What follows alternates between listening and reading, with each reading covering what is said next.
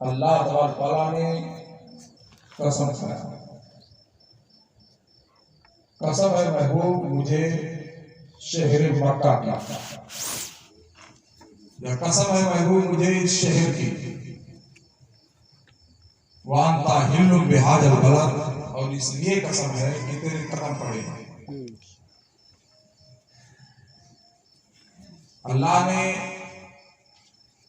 मक्का के जमीन की कसम खाई, कहीं पर हुजूर के जमाने की कसम खाई, कहीं हुजूर के जवानी की कसम खाई, कहीं सहाबा के घोड़ों की कसम खाई, कहीं सहाबा के घोड़ों से उड़ने वाली गर्द की कसम खाई। औलादियाते दबा फलबूरियाते कदहा, ठीक है ना। कसम है मेरे हबीब कांपते कांपते घोड़ों की, जिसका तर्जुमा देखना हो देख ले, तफसीर देखना हो देख ले।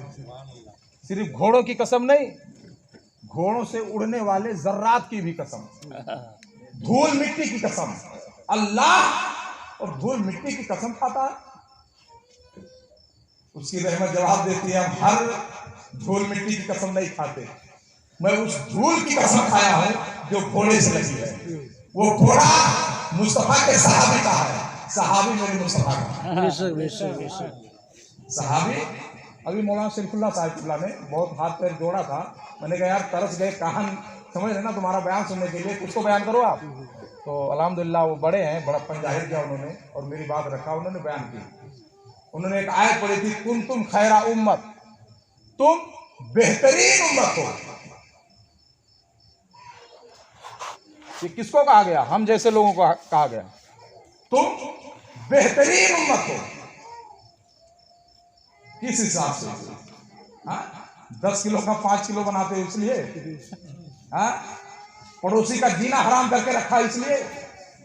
माँ बाप का सुकून गर्द करके रखा इसलिए? बीवी पे तो फौकियत है माँ बाप को के मामले में गिरावट है इसलिए?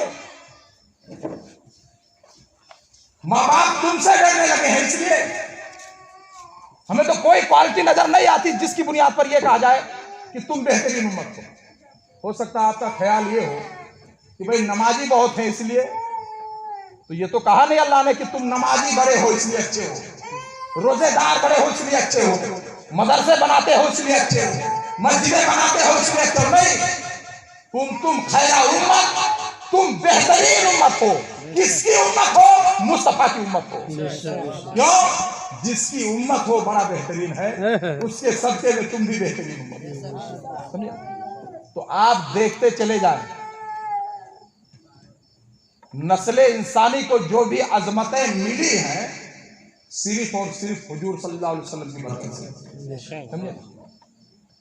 लोग भूल जाए ठीक है, लेकिन कम से कम मेहराब और मिंबर का मसनद नसीं मौलवी ये नहीं कह सकता है कि हम हुजूर की नहीं खाते हैं, हुजूर का हम नहीं खाते हैं। समझे? कोई कम इल्मी की बुनियाद पर ये बोल जाए, लेकिन एक मौलवी को ये नहीं कहना चाहिए कि हम हुजूर को नहीं खाते हैं। समझे ना?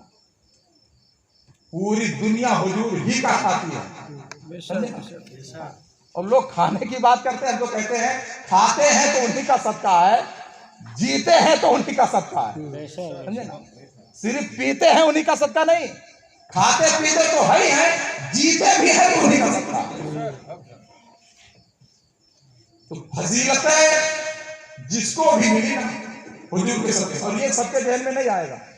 कोई इमाम मालिक से पूछे, मदीना शरीफ की दीवार चलते रहते थे, किनारे होकर चूम लेते थे, किसी ने पकड़ा, कहा ये दीवार चूमना कहां लिखा है? आज भी लोग बोलते ये कहां लिखा है, वो कहां लिखा है। शादियों में 2-2 डोंगे खा जाता है, तब नहीं लिखता कुरान के पारे में कहां लिखा है। हदीस के मतलब कौन सी साहिब सित्ता की हदीस है कि 2-2 डोंगे खाते चले जाओ, भरते चले जाओ। खाने पीने के मामले में लोगों को हदीस नजर नहीं आती। हर चीज कहां लिखा है ये सवाल ही बस है। कुछ चीज कहने की नहीं करने की होती है। समझे ना? और आशिक का जो दिमाग है ना, यहाँ नहीं होता, यहाँ होता है। समझे ना? हम लोग दिमाग लगाने वालों में से नहीं है, हम दिल लगाने वालों में से। अकल तो यही कह रही थी ना, इब्राहिम मत कूदो, अपनी जान बचा लो, मगर इसने क्या किया? कूद जाओ। वो ठंडी ना करे करे उसकी मर्जी। तो इसका मेयार ही अलग है। हर चीज के बारे में कहां लिखा है, कहां लिखा है, कहां लिखा है। हुजूर सल्लल्लाहु अलैहि वसल्लम के सामने सरकार का नाम लिया गया, सैयदना सिद्दीक़ अकबर ने फौरन अंगूठे को चूमा और आंखों से लगा लिया। हाँ? किसी साहबी ने यह नहीं कहा कि सिद्दीक़ अकबर किस पारे में है, कौन सी हदीस में है, नहीं। और इमामुल अंबिया ने भी नहीं कहा कि कौन सी बिदात शुरू कर दी तुमने। हाँ, मैंने नहीं किया, ना हुक्म दिया, बगैर इजाजत के कैसे करने लगे। फरमाते हैं मन फाला खलीली कमा फालता हूँ वजबत लहू शफाती। जैसा अभी मेरे यार ने किया है वैसा जो भी करेगा उस पर मेरी शफात वाजिब है,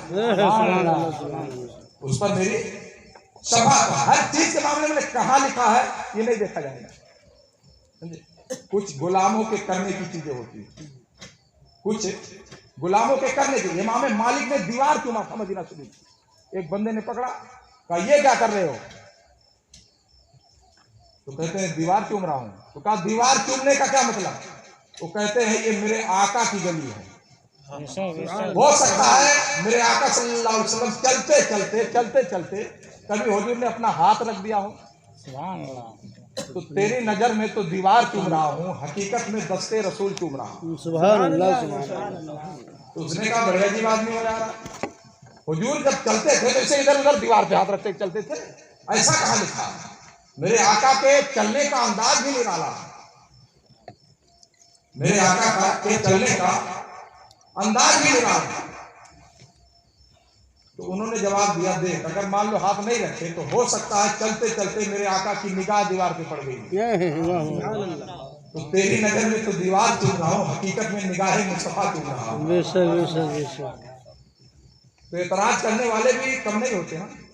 कहा यार आप ही लोग बयान करते हैं कि हुजूर चलते थे तो निगाहें नीची करके चलते थे, इधर उधर थोड़ी टकर देते थे, निगाहें नीची करके चलते थे, तो दीवार पे कैसे निगाह पहुंच गई? तो इमाम मालिक ने कहा हम इसके बंदे हैं, क्यों बात बढ़ाई? अरे माना कि हुजूर की निगाह नहीं पड़ी है, लेकिन दीवार में तो देखा होगा, दीवार में तो देखा होगा। ला उक़सिमु बिहादिल बलद, जिसको जो फजीलतें मिलती है हुजूर के कदमों की पैरावी। मक्का की कसम, घोड़ों की कसम, धूल की कसम, जवानी की कसम, उम्र की कसम, अंजीर की कसम, जैतून की कसम, ये सब कसमें अल्लाह तबारक तआला ने फरमाई। इसी में इख्तिलाफ हुआ था बड़े बड़े अकाबिर में।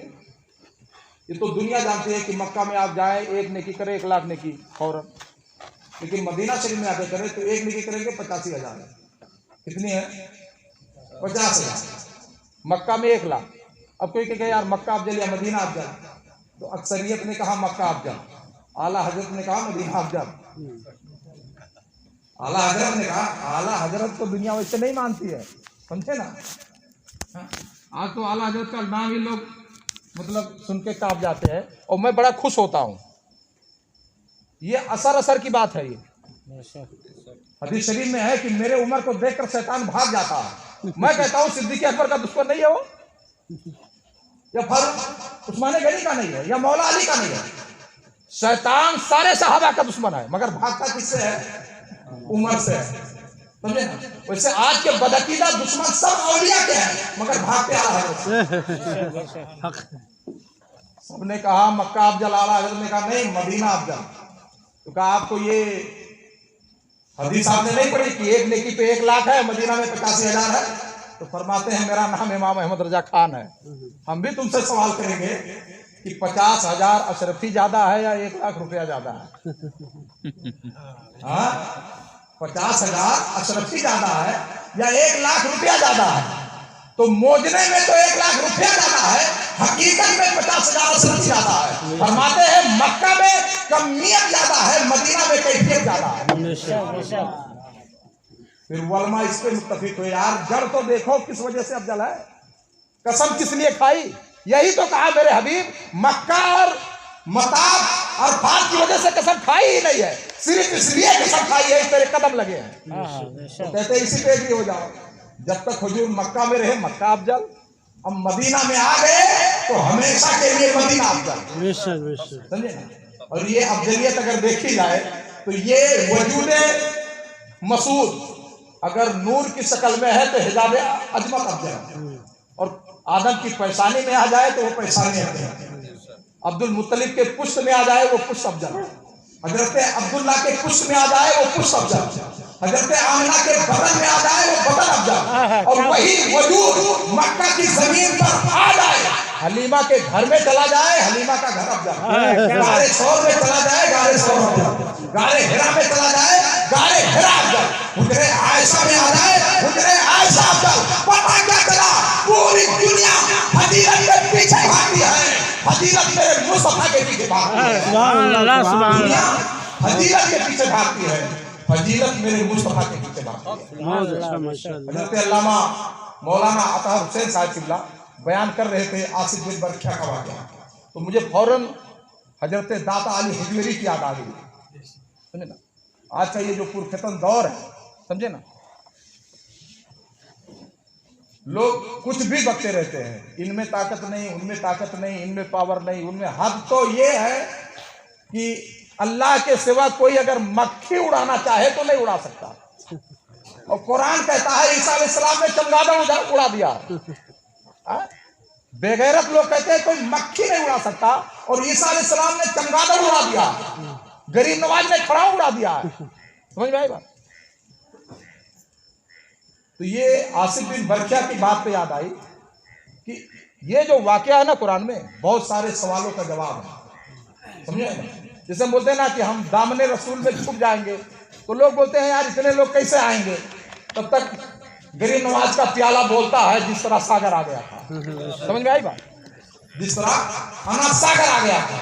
जब एक वली में इतना पावर है तो नबी में कितना पावर होगा।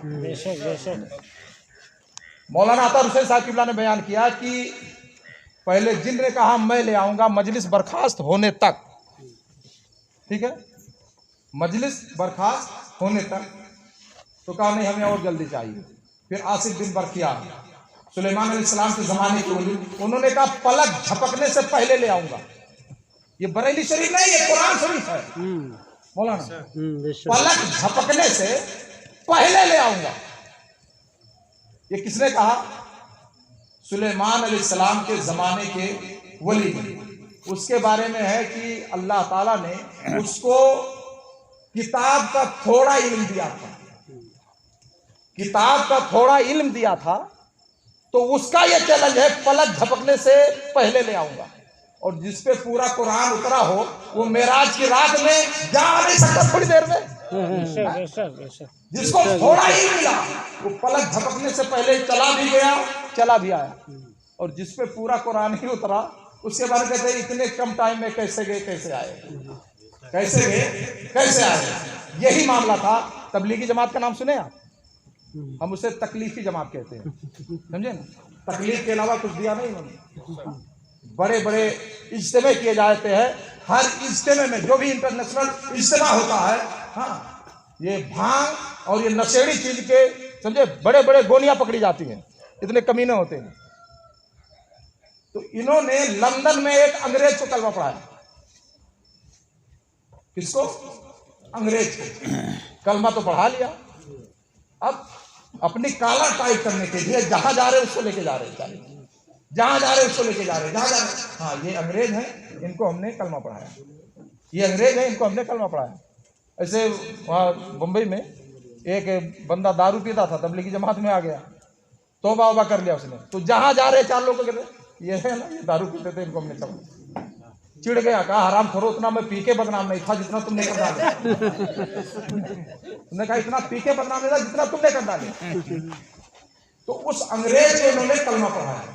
अब वो पढ़ा लिखा था, उसने कहा यार हमको ये बताओ, मैं भी कुरान पढ़ता हूँ, ये जो सुलेमान अलैहिस्सलाम का वाकया है कि पलक झपकने से पहले मुल्के सबा से बिल्किस का तक लेने भी चला गया, लेके आ भी गया, टाइम लगा, पलक झपकने से पहले। तो ये मेरे अकल में नहीं आ रही है, तो ये मुझे समझाओ। तो जो नबी का पावर ना माने वली का क्या मानेंगे? तो फिर वो आए बाएं करके चलो नाश्ता कर लो, ये कर लो, वो कर लो, ऐसा करके उसको उलझा देते। लेकिन वो पीछे पड़ा हुआ। लंदन से घूमते घूमते लाहौर तक आ गए, लेकिन जवाब नहीं दिया तबलीगी जमात ने। लाहौर आए तो किस्मत उसकी अच्छी, दाता अली हिजवेरी के मजार से गुजर हुआ। दाता अली हिजवेरी के मजार से गुजर हुआ तो उसने कहा यार रोको गाड़ी। अब वो पैसे वाला था, सुन के भी चलना था, गाड़ी रुका दी। तो बोले मुझे खुशबू आती है, मैं उधर जा रहा हूँ। वो अगरबत्ती वगैरह जल रही होगी, इतर वगैरह डाला होगा। कहा मुझे खुशबू आती है, मैं उधर जा रहा हूँ। तो लेकिन नहीं उधर मत जाओ, उनको मालूम था मछली हाथ पे चली जाएगी, समझे ना। उसी पे पूरी जमात का रोटी रोजी चल रही थी कि भाई अंग्रेज को कलमा पढ़ा लिया। लेकिन उसने कहा नहीं यार मुझे खुशबू आ रही है, मुझे लगता है वो बरेली की नाक रही होगी। रोकना जा नहीं होता, वो बंदा सीधा गया दाता अली हिजवेरी की बारगाह में। अंदर अभी मजार तक पहुंचा नहीं था कि एक बुजुर्ग नकाब पोश उसके सामने आए, और उसके सामने आते ही सवाल करते तुझे क्या चाहिए। वो अंग्रेज था, उसने कहा चाय पीने का जी कह रहा है। तो उसके सामने हाथ क्यों किया, हाथ किया तो हाथ में चाय की प्याली मौजूद, फरमाते ये ले पी ले। उसने हाथ में प्याली को लिया, जमीन पे गिरा, बेहोश हो गया। और जब होश में आया तो वो गायब थे। तब तक ये पूरी फौज मच्छरों की पहुंच चुकी थी। उसको उठाए तो उनसे पूछ रहा वो कहाँ गए, वो कहाँ गए, वो कहाँ गए, यही सवाल कर रहा वो कहाँ गए। ये पागल हो रहे हैं, किसकी बात कर रहा। वो बंदा बोला नहीं वो जो अभी मेरे सामने आए थे वो कहाँ गए, वो जो मुझे चाय की प्याली दिए थे वो कहाँ गए। इनके कुछ समझ में नहीं आ रहा। फिर देखा प्याली दूर पड़ी हुई थी, उसको उठाया, कहा बेगैर तो यहीं से वापस चले जाओ, अब तुम्हारे साथ मुझे नहीं जाना। तो कहा ऐसा क्यों। कहा तुमसे एक सवाल कर रहा था कि तख्ते बिल्किस कैसे लाया गया, तुमने आज तक मुझे जवाब नहीं दिया, और मैं यहां आया तो जवाब फौरन मिल गया। कहा मतलब, कहा खुदा की कसम ये प्याली लाहौर की नहीं है, लंदन में मेरे घर की है। मैंने इस तरह मंगा के बता दिया कि ऐसे चले गए थे ऐसे आ गए। बहुत अच्छा माशाअल्लाह। ऐसे चले गए थे ऐसे आ गए थे। बहरहाल अल्लाह तबारक तआला बुजुर्गान दीन का सदका अता फरमाए। आमीन सुम्मा आमीन। और बुजुर्गों का गुस्ताख होने से मैं कुछ फरमा, आमीन सुम्मा आमीन। हाँ, क्योंकि हमारे मामला इन पर डिपेंड है, समझे। हाँ, हम कहते हैं ना हम गरीब नवाज का खाते हैं तो हकीकत में खाते हैं, गौ से पाक का खाते हैं तो हकीकत में खाते हैं। हाँ, अब इस दौर में भी समझाना पड़े। हाँ, कोई अगर बीड़ी आधी पीने के बाद दे देना पीने को, 2 फूंक मारता कहता थैंक यू। 10 रुपए का पैमाना या ये सिगरेट वगैरह पिला दे, शुक्रिया। कहीं भी मिलेगा अस्सलाम वालेकुम, क्यों वो 2 दिन पहले सिगरेट पिलाया था। पानी जैसे चाय, वो अगर कट पिला देना सलाम ठोकता है अस्सलाम वालेकुम। सफर कर रहा था, सीट नहीं थी, खड़े खड़े जा रहा था, किसने कहा भाई सुरीन टेक लो, आधी सीट पे तुम बैठ जाओ आधी पे मैं, बैठते ही शुक्रिया भाई साहब। बीड़ी पे शुक्रिया, बिमल पे शुक्रिया, सिगरेट पे शुक्रिया, कट चाय पे शुक्रिया, सीट मिलने को शुक्रिया। अरे उन बुजुर्गों का, उस गरीब नवाज का शुक्रिया क्यों नहीं होगा जिसके कलमा की बरकत से हमें ईमान मिल गया, कुरान मिल गया, इस्लाम मिल गया। बेशक सुभान अल्लाह सुभान अल्लाह। तो बुजुर्गों से बने रहने में ही आप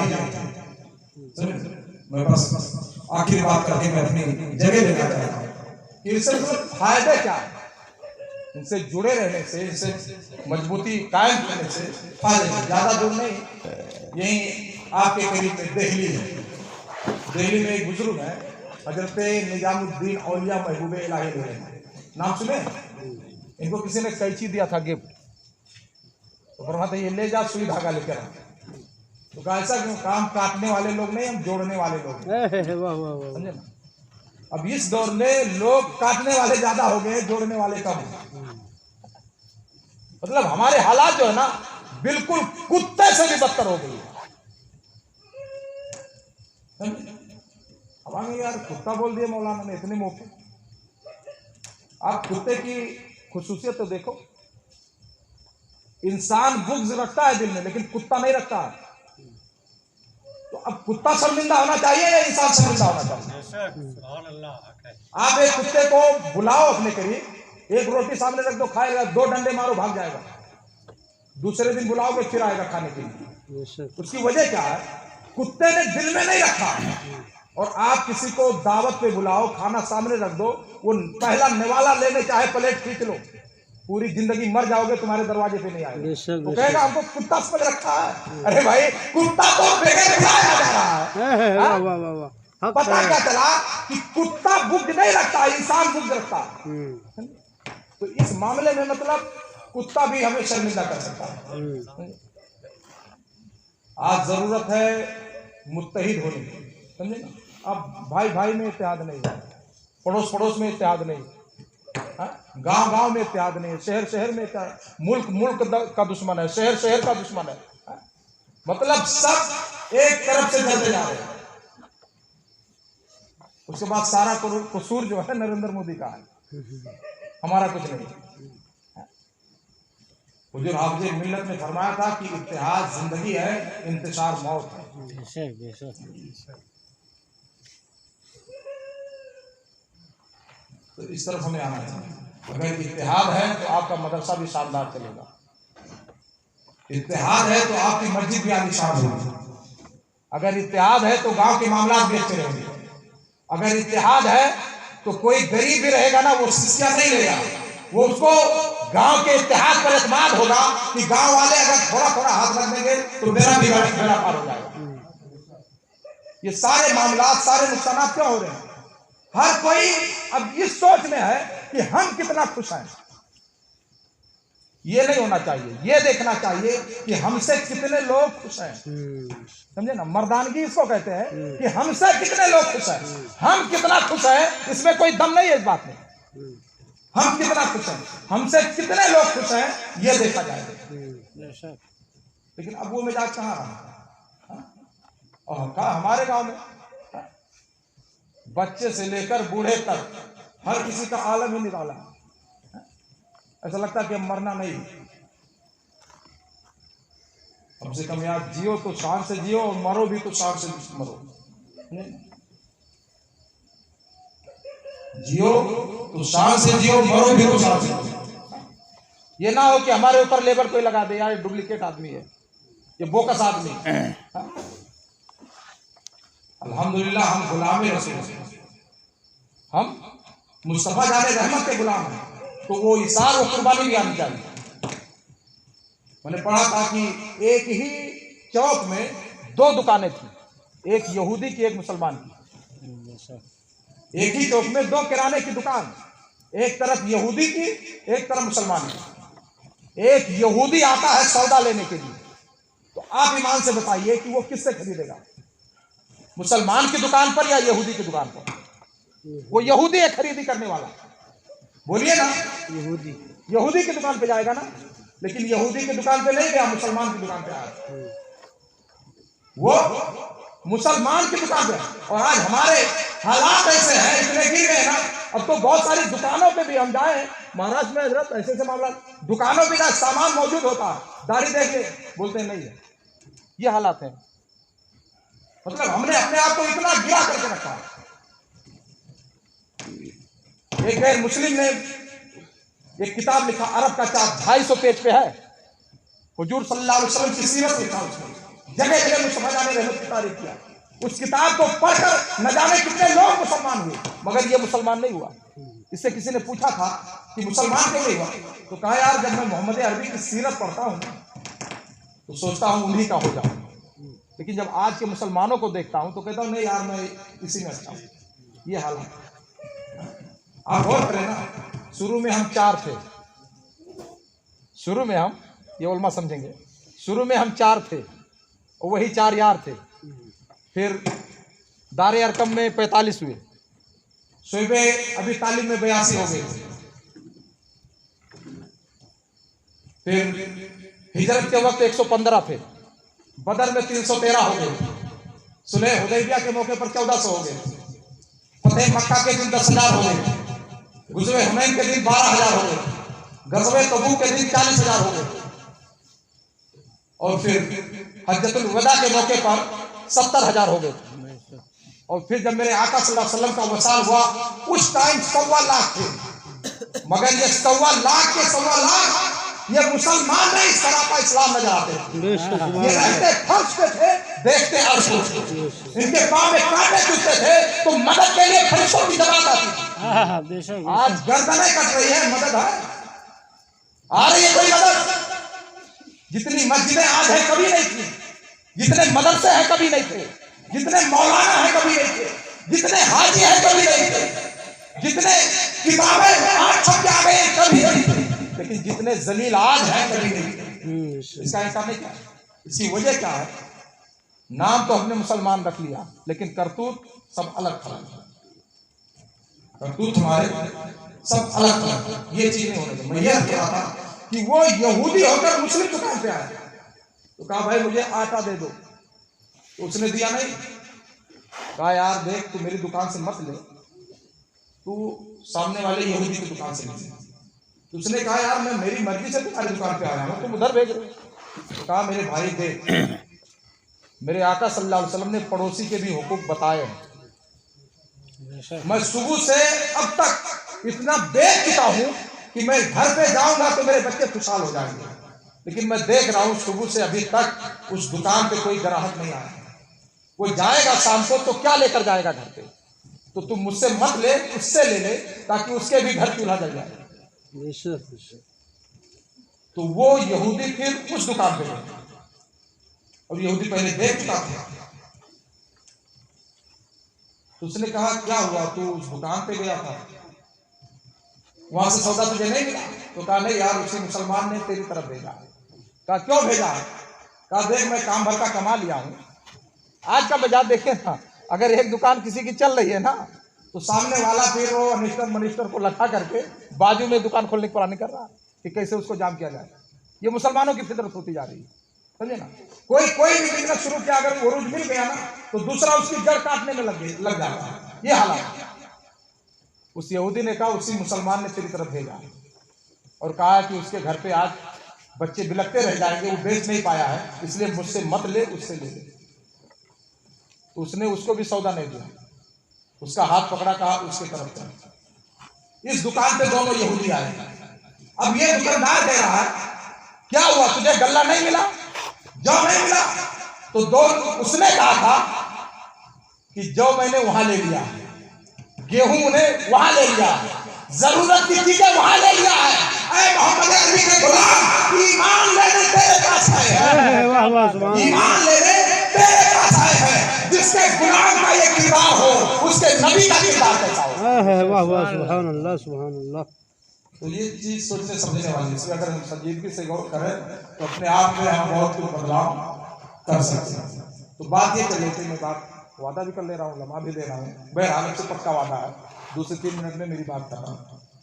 महबूब इलाही निजामुद्दीन औलिया सुभान अल्लाह को कहो, सुभान अल्लाह, माशाअल्लाह।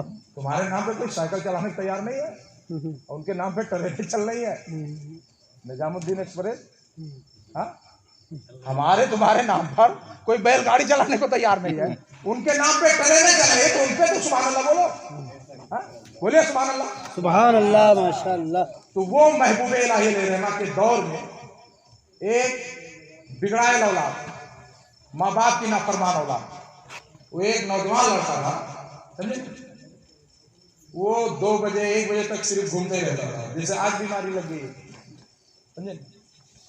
आज तो मतलब बस नेट पे एक वालिद साहब कर दे रहे हैं, और फिर 2 बजे रात तक स्क्रीन काटी जा रही है। यही हो रहा ना, मतलब ये टेंशन नहीं है कि आज के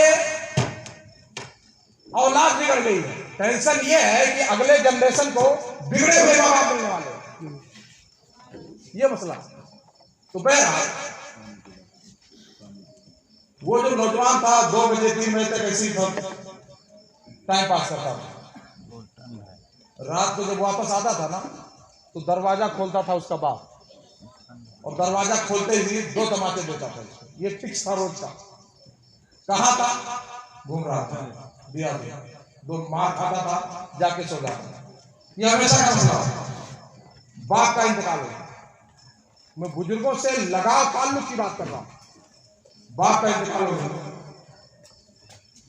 दफन करके आए, ख्वाब देखा कि उसका बाप जहन्नम में जल रहा है।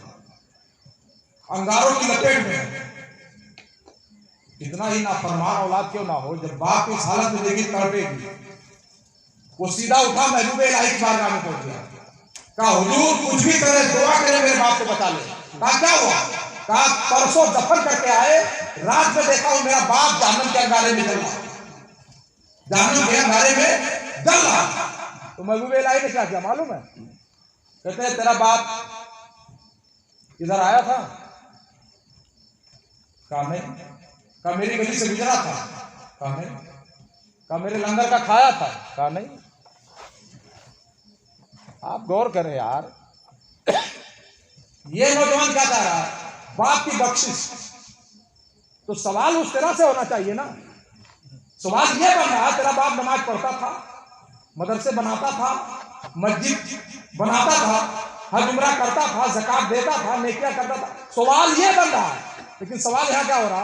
कभी आया था, कभी खाया था, इधर से गुजरा था, मेरी गली में आया था। ये सारे सवाल समझ में आएगा? वो ये इशारा दे रहे हैं कि हम ऐसे तुम्हारी तरह नहीं है, हम इतना पावर रखते हैं कि जब बख्शिश कराने पर आए तो दर्द को ही दवा बना देते हैं। जितने सवाल किए सब पे नहीं नहीं नहीं नहीं, लेकिन उसकी बख्शिश कराना था। फरमाते अच्छा चल ये बता दे, क्या तेरा बाप मेरा नाम कभी सुना है? वो जानते थे, कम से कम स्टेशन पे गया होगा तो सुन लिया होगा, ट्रेन में सीटी भी होगी तो याद आ गया कि निजामुद्दीन एक्सप्रेस जा रही है।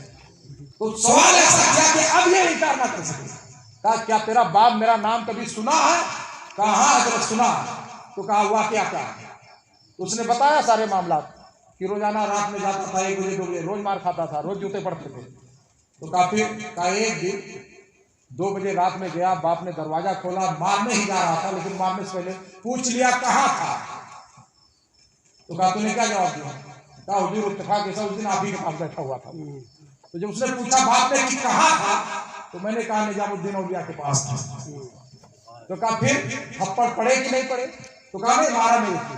तो कहा फिर क्या किया? कहा मुस्कुरा दिए, कहा निजामुद्दीन अच्छे आदमी हैं। मुस्कुरा दिया, कहा निजामुद्दीन अच्छे आदमी हैं। अब निजामुद्दीन भी मुस्कुरा दिए। फरमाते अब जा घर पे सुकून से सो जा, मैं जानू मेरा रब जाने, मैं जानू मेरा रब जाने। घर पे जाके सोया, दूसरे दिन उठा तो वो मुस्कुरा रहा था, हंस रहा था, खिलखिला रहा था। महबूब इलाही के कदमों में आके गिरा, कहा हुजूर इस बात को कल रात जहन्नम में जलते देखा था, आज की रात जन्नत में टहलते देखा। सुभान अल्लाह सुभान अल्लाह, माशाअल्लाह बहुत अच्छा। अल्लाह तबारक तआला जब निजामुद्दीन के नाम की इतनी लाज रखता है तो मुस्तफा जाने रहमत के नाम की कितनी लाज रखता है। अल्लाह तबारक तआला इस महफिल पाक में अपनी बारगाह में कबूल फरमाए, हम सब की हाजिरी को कबूल फरमाए और हम सब की तमाम जायज़ मुरादें पूरी फरमाए। जाने अनजाने में बयान में गलती हो अल्लाह माफ फरमाए। अस्तगफिरुल्लाह व अतूबु इलैह।